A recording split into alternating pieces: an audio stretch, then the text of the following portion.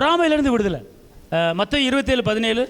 பொறாமையினாலே அவரை ஒப்பு கொடுத்தார்கள் என்று பிலாத்து அறிந்து. இப்ப கவனிங்க, பிலாத்து என்ன அறிகிறார் தெரியுமா? இயேசு வந்து சும்மா ஒன்று ஒப்பு கொடுக்கல, பொறாமப்பட்டு. இந்த பொறாமைக்கு அர்த்தம் என்ன தெரியுமா? இங்க பொறாமைக்கு அர்த்தம் தெரியுமா? பொறாமைக்கு அர்த்தம் தெரிஞ்சுக்கோங்க. நீங்கள் பொறாமப்படக்கூடாது. ஒரு ஆள் டெய்லி 4 வாட்டி பொறாமப்பட்டாங்கன்னா ஒரு நோய் வரும். டெய்லி ஒரு ஆள் மேலே 4 வாட்டி பொறாமப்பட்டாங்கன்னா ஒரு குறிப்பிட்ட நாளில் ஒரு நோய் தேடி வந்துடும். எலும்புரிக்குன்னு என்ன அர்த்தம்? ஆள் ஒடுங்கிட்டே போயிடுவாங்க. சரியா? டிபி. ஓகே. சில பலவீனங்கள் எப்படி வருதுன்னா நம்முடைய செய்கையினால தான் பலவீனமே ஒரு சில பலவீனங்கள் வருகிறது. ஓகே.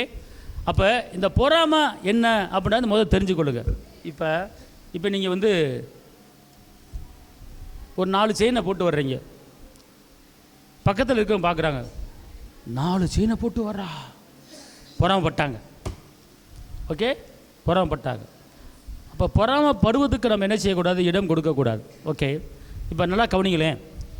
ஒரு வசனம் இருக்கிறது, அந்நியனிடத்தில் உன் ரகசியத்தை வெளிப்படுத்தாது. ஓகே.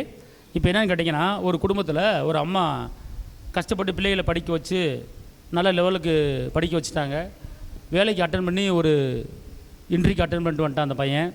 அட்டன் பண்ணிட்டு வந்த உடனே அந்த ஆர்டர் வர்றதுக்கு வேண்டி காத்திருந்த உடனே அந்த ஆர்டர் வந்துச்சு. ஆர்டரில் இந்த ஊரில் உங்களுக்கு வேலை, நீங்கள் வந்து இந்த மாதிரி ஷூ போட்டு வரணும், டை கட்டி வரணும், இந்த மாதிரி மாதத்துக்கு உங்களுக்கு வந்து 48,000 சேலரி, உங்களுக்கு தங்குறதுக்கு இடம் கொடுத்துரும் அப்படின்னு சொல்லி ஒரு பேப்பரில் டைப் அடித்து தபாலில் என்ன செஞ்சு இத்தனாம் தேதிக்கு நீங்கள் வரணும் அப்படின்னு சொல்லி வந்துருச்சு. வீட்டுக்கு தபாலில் வந்துருச்சு.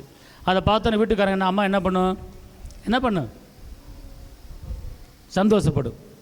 சந்தோஷப்பட்டுட்டு தங்கச்சி, அக்கா, சித்தப்பா, பெரியப்பா, 1 விட்ட சித்தப்பா, 2 விட்ட சித்தப்பா, சித்தி,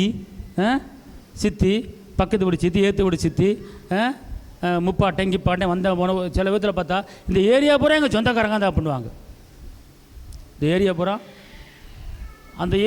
பூரா என்ன பண்ணுச்சு? அந்த அம்மா, என் மகனுக்கு வேலை கிடச்சிச்சு, மகனுக்கு வேலை கிடச்சிச்சு, மாதம் 48, மாதம் 42, என் கரணை அடைச்சிடுவேன், சீக்கிரம் கரணை அடைச்சிடுவேன் அப்படின்னு சொல்லிச்சு. இதை கேட்ட பக்கத்து வீடு அக்கா, அப்படியா, நல்ல வேலை, ஆண்டவர் ஆசீர்வதிக்கணும். என்னது 48,000? அவ்வளவா? அப்படியா? சோழி முடிச்சு உனக்கு. இப்படி டம்மர் அடிச்சிச்சு அந்த அம்மா. நடந்த காரியம் சொல்கிறேன். என் மகனுக்கு வேலை கிடச்சி சொல்லி டம்மர் அடிச்சிச்சு. டம்மர் அடித்து 2 நாள் அவன் கிளம்புறதுக்கு இருந்தான். திருப்பி அடுத்து ஒரு ஃபோன் கால் வருது. நீ 6 மாதம் வெயிட் பண்ணும்படி மேலிடத்தில் சொல்லிட்டா, கொஞ்சம் வெயிட் பண்ணு தம்பி அப்படின்னு ஃபோன் கால் வரும். புரிஞ்சு போச்சா? அதனால் உங்கள் வீட்டில் ஒரு நன்மையான காரியங்கள் நடக்குதா, ஏசப்பாவுக்கு மட்டும் நன்றி சொல்லுங்கள். இந்த மனிதன்கிட்ட மட்டும் நீங்கள் என்ன செய்யாதீங்க, பெருமையாக என்ன செய்யுங்க சொல்லாதீங்க. அது உங்களுக்கு ஆபத்து. அது என்ன செய்யணும்னா, நீங்களாகவே ஒரு ஆவியை எழுப்பி விடுறீங்க. சும்மா தூங்கி கிடக்கிற ஆவியை எழுப்பி விடுறதுக்கு அர்த்தம். புரியுதுங்களா? அந்த ஆவியை தட்டி எழுப்பி விடுறீங்க. அப்போ உங்களுடைய காரியத்தை சொல்லும்போது, இப்போ இந்த சென்னையில் ஐடி கம்பெனி வேலை வைக்கிற ஆள்கிட்ட எவ்வளோ சம்பளம் கேட்டால் சொல்லவே மாட்டாங்க. சொன்ன சம்பளம் ஏறாது. புரியுதா உங்களுக்கு? அதனால் நீங்கள் என்ன செய்றீங்க, உங்கள் வீட்டில் ஒரு குடும்பத்தில் ஒரு முன்னேற்றம் வந்தால், நல்லபடியாக இருந்தால் அதை நினைச்சிங்க, மனசுக்குள்ளே வச்சுக்கோங்க. அது பெருமையாக நீங்கள் நல்ல விதமாக தான் சொல்கிறீங்க, தப்பாக சொல்ல கிடையாது. ஆனால் அது அடுத்தவர்களுக்கு என்ன கேட்டால் ஒரு பொறாமை என்ன செய்யுது, எலும்புது.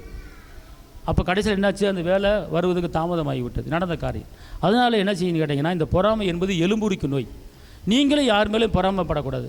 உங்கள்கிட்ட அப்படி யாரும் சொன்னாங்கன்னா, ஆண்டவர் ஆசீர்வதிப்பார், நல்லா இருங்க அப்படின்னு மட்டும் தான் உங்கள் வாயிலிருந்து வரணும்.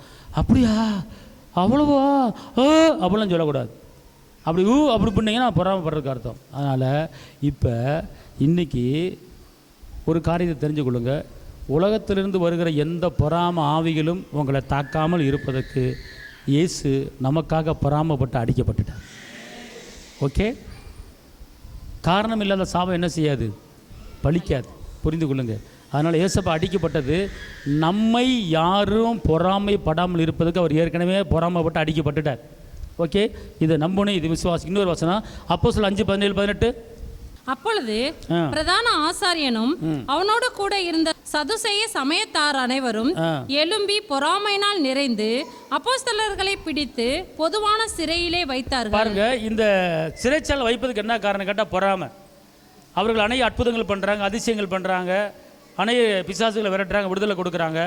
இது அங்கே இருக்கிற தலைவர்கள், மூப்பர்கள், இவன் நம்மளுக்கு மேலே பெரிய ஆள் ஆயிடுவான்னு சொல்லி பொறாமப்பட்டு ஜெயிலில் அடைக்கிறாங்க. புரியுதுங்களா?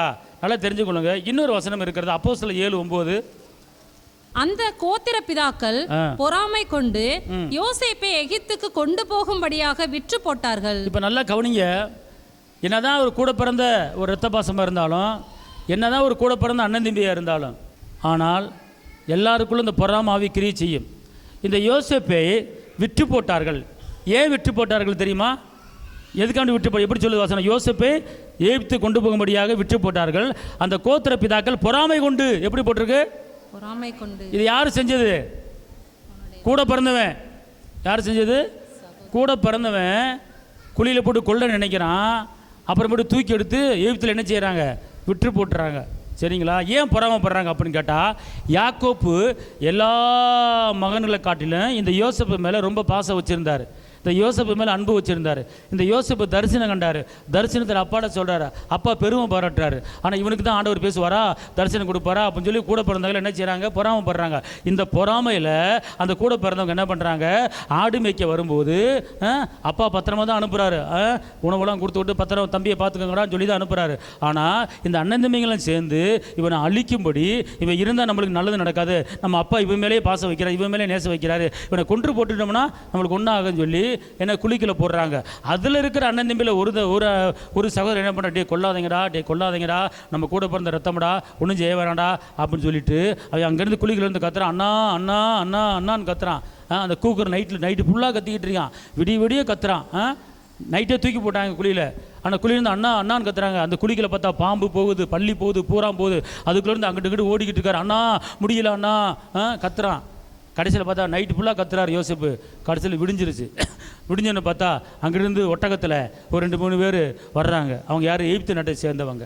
அவங்க வரும்போது ஒருத்தன் சொல்கிறான், இங்கே பாரு, இவனை கொள்றதை காட்டிலும் அந்த போகிறாங்க பாரு, அவங்க வேறு நாட்டுக்காரங்க, அவங்கள்ட்ட இவனை தூக்கி விற்றுருவோம் அப்படின்னு சொல்லி என்ன செய்கிறாங்க? அவனை தூக்கி எடுத்து அந்த எகிப்துக்காரங்கள்ட்ட என்ன செய்கிறாங்க? விற்று போட்டுறாங்க. அவனை கொடுத்துட்டு பணத்தை வாங்கிடுறாங்க. பார்த்துக்கோ. அங்கே போய் அப்பாட்ட போய் சொல்கிறாங்க, ஒரு காட்டு மிருகம் வந்து யோசிப்பை அடித்து போட்டுருச்சு, இருந்தாங்க அவன் போட்டிருந்த ட்ரெஸ்ஸு அப்படின்னு சொல்லி அந்த ட்ரெஸ்ஸை ரத்தத்தை நினச்சி ஒரு ஆட்டை கொண்டு அந்த ரத்தத்தை தடவி காட்டுறாங்க. அவர் கத்துறாரு, கூப்பாட்டு போகிறார் யாக்கோப்பு. ஆனால் இவர்கள் பொறாமை கொண்டு விற்று போட்டார்கள். கர்த்தர் அந்த எகிப்திலே ராஜாவாக கர்த்தர் உயர்த்தினார். ஆமென். இதெல்லாம் எது மூலமாக வருகிறது? பொறாமை மூலம் வருகிறது. ஆனால் உங்களுக்கு எதிராக பொறாமைப்பட்டாலும் கர்த்தர் உங்களை ராஜாவாக மாற்ற போகிறார். ஆமென் சொல்லுங்க. அடுத்து இன்னொரு வசனத்தை நீங்கள் வாசிங்க. இன்னொரு வசனத்தை வாசிங்க. 1 பேதுரு 2:3. சகல துர்க்குணத்தையும், சகலவித கபடத்தையும், வஞ்சகங்களையும், பொறாமைகளையும், சகலவித புறங்கூறுதலையும் ஒழித்துவிட்டு நீங்கள் வளரும்படி புதிதாய் பிறந்த குழந்தைகளைப் போல திருவசனமாகிய களங்கமில்லாத ஞானப்பாலின் மேல். இப்ப நல்லா கவனிங்க. ஏசப்பா உங்களுக்கு அற்புதம் பண்ணுவதற்கு ஒழிக்க வேண்டிய காரியம் இருக்கிறது, அழிக்க வேண்டிய காரியம் இருக்கிறது. என்ன சொல்கிறாரு? எப்படி கேட்டிங்கன்னா, நீங்கள் வளரும்படி புதிதாக பிறந்த குழந்தையை போல திருவசனமாக ஞானப்பாலின் மேல் வாஞ்சியாக இருங்க அப்படின்னு சொல்கிறாரு. அப்படி சொல்லிட்டு சொல்கிறாரு, நீ இதெல்லாம் வச்சுக்கிட்டு என்கிட்ட மேலே வாஞ்சியாக இருக்காத, நீ ஒழிக்க வேண்டியதை ஒழிச்சிட்டு என்கிட்ட வாஞ்சியாரு. என்னன்னா, சகல துர்குணத்தையும், சகலவித கபடத்தையும், வஞ்சகங்களையும், பொறாமைகளையும், சகலவித புறங்கூறுதலையும் ஒழித்து விட்டு நீ என் மேலே என்ன செய்ய? வாஞ்சியாக இருங்கிறார். அப்போ இது நம்மகிட்ட என்ன செய்யக்கூடாது? இருக்கக்கூடாது. ரோமர் 13:14. களியாட்டும், வெறியும், வேசித்தனமும், காம விகாரமும், வாக்குவாதமும், பொறாமையும் உள்ளவர்களாய் நடவாமல் பகலிலே நடக்கிறவர்கள் போல சீராய் நடக்க கடவோம். துரிச்சைகளுக்கு இடமாக உடலை பேணாமல் இருந்து கர்த்தராகிய இயேசு கிறிஸ்துவை தரித்துக் கொள்ளுங்கள். இந்த சரீரத்தை தேவையில்லாத பாவத்துக்கு இடம் கொடுக்காத அளவு கர்த்தராகிய இயேசு கிறிஸ்துவை தரித்துக் கொள்ளுங்கள். களியாட்டத்தை, வெறிய, வேசித்தனத்தை, காம விவகாரத்தை, வாக்குவாதத்தை, பொறாமையை நீங்கள் ஒதுக்கி தள்ளிட்டு இயேசுவை அணிந்து கொள்ளுங்கள். உங்கள் ஜெபத்துக்கு பதில் கிடைக்கும்.